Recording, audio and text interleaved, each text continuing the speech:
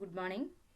കഴിഞ്ഞ ക്ലാസ്സിൽ നമ്മൾ സമൂഹശാസ്ത്രം എന്താണെന്നുള്ളതും സമൂഹശാസ്ത്രം എങ്ങനെ രൂപം കൊണ്ടു എന്നുള്ളതും പറഞ്ഞു. അപ്പൊ അതിൽ പറഞ്ഞു സമൂഹശാസ്ത്രം രൂപം കൊള്ളാനുണ്ടായ ബുദ്ധിപരമായ ആശയങ്ങൾ നമ്മൾ പറഞ്ഞു കഴിഞ്ഞു. ഇനി നമ്മൾ ഇന്ന് പറയുന്നത് സമൂഹശാസ്ത്ര രൂപീകരണത്തിലേക്ക് നയിച്ച ഭൗതിക പ്രശ്നങ്ങൾ എന്തെല്ലാം എന്നുള്ളതാണ് ഇന്നത്തെ പറയുന്നത്. അതേപോലെ തന്നെ അതിന്റെ കൂടെ തന്നെ നമ്മൾ പറയുന്നുണ്ട് ഇന്ത്യയിൽ എങ്ങനെയാണ് ഈ സോഷ്യോളജി വളർന്നത് എന്നുള്ളതും. അപ്പൊ ഇന്ന് നമ്മൾ എന്തൊക്കെ പറയുന്നുണ്ട്? സോഷ്യോളജിയുടെ രൂപീകരണത്തിന് സഹായിച്ച ഭൗതിക പ്രശ്നങ്ങൾ എന്തെല്ലാം എന്നും പറയുന്നുണ്ട്. അതേപോലെ ഇന്ത്യയില് സമൂഹശാസ്ത്രത്തിന്റെ വളർച്ച ഇന്ത്യയിൽ എങ്ങനെയായിരുന്നു എന്നുള്ളതും പറയുന്നുണ്ട്. അപ്പൊ നമുക്ക് ഇന്നത്തെ ക്ലാസ്സിലേക്ക് കടക്കാം. ഇന്ന് നമ്മൾ ആദ്യം പറയുന്നത് സമൂഹശാസ്ത്രത്തിന്റെ രൂപീകരണത്തിലേക്ക് നയിച്ച ഭൗതിക പ്രശ്നങ്ങൾ, മെറ്റീരിയൽ ഇഷ്യൂസ് എന്തൊക്കെയായിരുന്നു എന്നുള്ളതാണ്. അപ്പോൾ നമുക്കത് ആദ്യം നോക്കാം.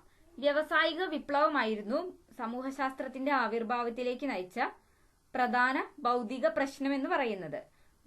ഈ വ്യാവസായിക വിപ്ലവം മുതലാളിത്തത്തിന് വഴിതെളിച്ചു. മുതലാളിത്തം എന്ന് പറഞ്ഞാൽ എന്താ? ക്യാപിറ്റലിസം എന്ന് പറഞ്ഞാൽ എന്താ? ക്യാപിറ്റലിസം എന്ന് പറഞ്ഞാൽ ആരാണോ ക്യാപിറ്റല് ഓൺ ചെയ്യുന്നത്, മൂലധനം കൈവശപ്പെടുത്തുന്നത് ആരാണോ അവരാണ് ക്യാപിറ്റലിസ്റ്റ് എന്ന് പറയുന്നത്.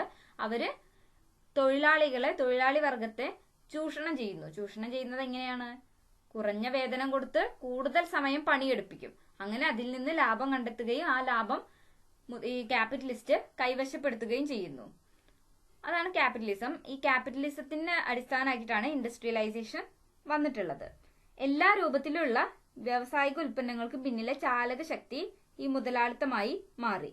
സംരംഭകർ ലാഭം കൂട്ടുന്നതിന് വേണ്ടി മുതലാളിത്തം ഉപയോഗിച്ചു. പരമ്പരാഗത തൊഴിൽ ചെയ്തിരുന്ന ആളുകൾക്കെല്ലാം തന്നെ തൊഴിൽ നഷ്ടപ്പെട്ടു. അതേപോലെ തന്നെ വിദഗ്ധ തൊഴിലാളികൾക്കും അവരുടെ തൊഴിൽ നഷ്ടപ്പെട്ടു. അവരുടെ അഭിമാനത്തിന് ക്ഷതമേൽക്കുകയും ചെയ്തു. പല ആളുകളും ഗ്രാമങ്ങളിൽ നിന്നും നഗരങ്ങളിലേക്ക് കുടിയേറി. അങ്ങനെ കുടിയേറ്റം വർദ്ധിച്ചു. നഗരങ്ങൾ പെട്ടെന്ന് തന്നെ വികസിച്ചു. നഗരവാസികളുടെ മാനസികാവസ്ഥയിലും പല മാറ്റങ്ങളും ഉണ്ടായി. വ്യവസായശാലകളിൽ നിന്ന് പുകയും മാലിന്യങ്ങളും കൊണ്ട് നഗര അന്തരീക്ഷം മലിനമായിക്കൊണ്ടിരുന്നു. ഓരോ ദിവസം കൂടുന്തോറും മലിനീകരണം കൂടിക്കൂടി വന്നു. വ്യാവസായിക തൊഴിലാളി വർഗത്തിന് വേറിട്ടൊരു സംസ്കാരം ഉണ്ടായി. വ്യവസായശാലകൾ ശരിക്കും, ഈ തൊഴിലിടങ്ങൾ ശരിക്കും ഒരു കാരാഗ്രഹം, ജയില് പോലെയായിരുന്നു. പുതിയ സാമൂഹിക പ്രശ്നങ്ങൾ ഉണ്ടായി. ഈ ഒരു അവസ്ഥയ്ക്ക് പരിഹാരം കണ്ടെത്തുന്നതിന് വേണ്ടിയിട്ട് രൂപം കൊണ്ട ഒരു വിജ്ഞാന ശാഖയായിരുന്നു സമൂഹശാസ്ത്രം. അങ്ങനെ ഈ പ്രശ്നങ്ങൾക്കെല്ലാം പരിഹാരം കണ്ടെത്താനുള്ള ഒരു വിജ്ഞാന ശാഖ എന്ന നിലയ്ക്കാണ് സമൂഹശാസ്ത്രം ആവിർഭവിക്കുന്നത്. അപ്പോൾ സമൂഹശാസ്ത്രത്തിന്റെ ആവിർഭാവത്തിലേക്ക് നയിച്ച പ്രധാന ഭൗതിക പ്രശ്നം എന്ന് പറയുന്നത് ഈ വ്യവസായ വൽക്കരണമായിരുന്നു. ഇനി നമ്മൾ എങ്ങനെയാണ് ഇന്ത്യയിൽ സമൂഹശാസ്ത്രം വളർന്നത് എന്നതിനെ കുറിച്ചാണ് പറയുന്നത്. നമുക്കറിയാം ഫ്രാൻസിലാണ് സമൂഹശാസ്ത്രം ഉത്ഭവിക്കുന്നത്. അത് പിന്നെ എങ്ങനെ ഇന്ത്യയിലേക്ക് എത്തി എന്നുള്ളതാണ് ഇനി പറയുന്നത്. ഇന്ത്യയുടെ ചരിത്രം നോക്കുകയാണെങ്കിൽ നമുക്കുള്ളത് ബ്രിട്ടീഷ് ക്യാപിറ്റലിസത്തിന്റെ കൊളോണിയലിസത്തിന്റെ ഒരു ഭാഗമായിരുന്നു ഇന്ത്യ എന്ന് പറയുന്നത്. അപ്പൊ അതിനെതിരെ, ഈ കോളനിവൽക്കരണത്തിനെതിരെ നീണ്ടകാല സമരത്തിനൊടുവിലാണ് നമുക്ക് സ്വാതന്ത്ര്യം കിട്ടുന്നതും നമ്മൾ ഇന്നത്തെ ഈ ഒരു അവസ്ഥയിലേക്ക് എത്തുന്നതും. ഇന്ത്യയിലെ സോഷ്യോളജി വളരാനുള്ള പ്രധാനമായ 3 കാരണങ്ങൾ എന്ന് പറയുന്നത് ഈ കൊളോണിയലിസവും ഇൻഡസ്ട്രിയലിസവും ക്യാപിറ്റലിസവും ആണ്. ഈ 3 കാരണങ്ങളാണ് ഇന്ത്യയിലെ സമൂഹശാസ്ത്രം വളരുന്നതിലേക്ക് എത്തിച്ചത്. ഈ കോളനിവൽക്കരണ കാലഘട്ടത്തില് മുതലാളിത്തവും വ്യവസായവൽക്കരണവും തഴച്ചു വളർന്നിരുന്നു ഇന്ത്യയിൽ നിന്നും അസംസ്കൃത വസ്തുക്കൾ ബ്രിട്ടീഷുകാർ അവരുടെ നാട്ടിലേക്ക് കയറ്റുമതി ചെയ്യുകയും അവിടെ ഉൽപ്പാദിപ്പിക്കുന്ന ഉൽപ്പന്നങ്ങൾ വിറ്റഴിക്കാനുള്ള ഒരു കോളനിയാക്കി ഇന്ത്യയെ മാറ്റുകയും ചെയ്തു.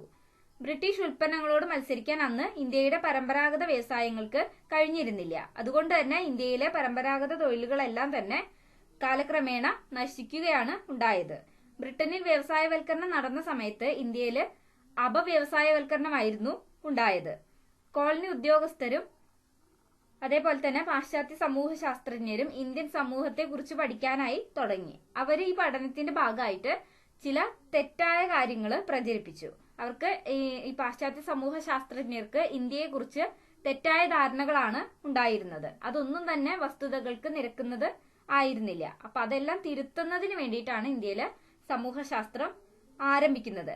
ഈ പാശ്ചാത്യ സമൂഹ ശാസ്ത്രജ്ഞര് ഇന്ത്യൻ സമൂഹത്തെ പറഞ്ഞിരുന്നത് സമൂഹത്തിന്റെ ശൈശവാവസ്ഥ എന്നുള്ളതായിരുന്നു. അങ്ങനെയാണ് അവര് ഇന്ത്യൻ സമൂഹത്തെ വിശേഷിപ്പിച്ചിട്ടുണ്ടായിരുന്നത്. യൂറോപ്യൻ സമൂഹത്തിന്റെ ഭൂതകാലത്തിലാണ് ഇന്ത്യ എന്നും അവർ വിശേഷിപ്പിച്ചു. വ്യവസായ സമൂഹത്തിന് ഊന്നൽ നൽകുന്ന ഒരു ശാസ്ത്രമായി സമൂഹശാസ്ത്രം ചർച്ച ചെയ്യപ്പെട്ടു. മറ്റ് സംസ്കാരങ്ങൾ പിന്തുടരുന്ന സാധാരണ സമൂഹത്തെക്കുറിച്ച് പഠിക്കാനുള്ള ശാസ്ത്രമായി നരവംശശാസ്ത്രവും ചർച്ച ചെയ്യപ്പെട്ടു. അങ്ങനെയാണ് ഇന്ത്യയിലെ സമൂഹശാസ്ത്രം രൂപം കൊള്ളുന്നത്.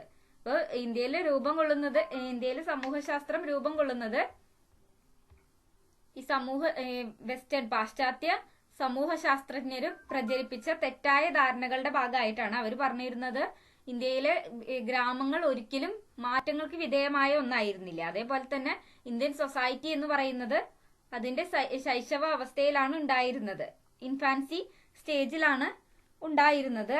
യൂറോപ്യൻ സമുദായത്തിന്റെ ഭൂതകാലത്തിലാണ് ഇന്ത്യ എന്നും അവര് പറയുകയുണ്ടായി. അപ്പൊ അത്തരത്തിലുള്ള തെറ്റായ ധാരണകളെ തിരുത്താൻ വേണ്ടിയാണ് ഇന്ത്യയിലെ സമൂഹശാസ്ത്രം ആരംഭിക്കുന്നത്. ഇന്ന് ഇത്രയാണ് നമുക്ക് പറയാനുള്ളത്. നമ്മൾ എന്തൊക്കെ പറഞ്ഞു?